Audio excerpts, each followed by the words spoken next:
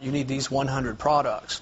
You know, we want the freedom of the marketplace to work. We want the money left in Kentucky and not taken to Washington. You mentioned coal, and I noticed on your website you talk about energy freedom. What role would coal play, if any, in your overall energy plan for America? Well, I think huge. I think people out here would find that I'd be a great friend to coal, not because I come to Eastern Kentucky to pander to coal, but because I believe business should be left alone from government. I think the permit process needs to be made easier from the federal level and the state level.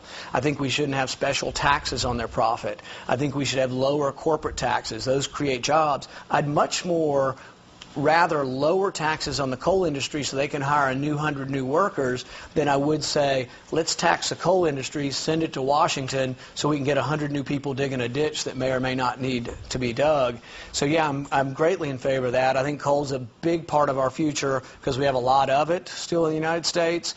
It's fairly readily accessible, and it's where we get most of our electricity. Coal outcompetes, and a lot of people don't know this, you may out here know this, but about half of our electrical needs come from coal, and it's cheaper than oil and gas, actually, for your electricity.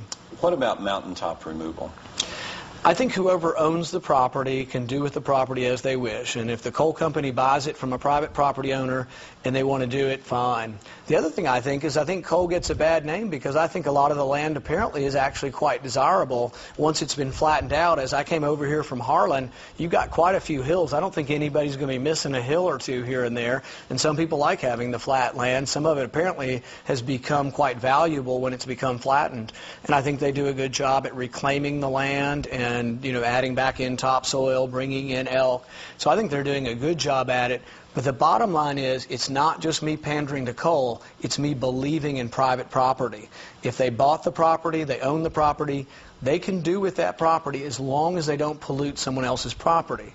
And I don't think they want to. If they dump something in the river that goes to the next property, your local judges here will stop them. But I don't think they're doing that. I think what they're doing is what they can do with property they own, and doesn't appear to me to be something the federal government should be getting involved with. Cap and trade legislation, some have estimated that it could add somewhere between $2,000 to $3,000 a year on our nation's families, maybe more here in Kentucky. Right. Where do you stand on that legislation? Absolutely opposed to cap and trade, absolutely opposed to any carbon tax.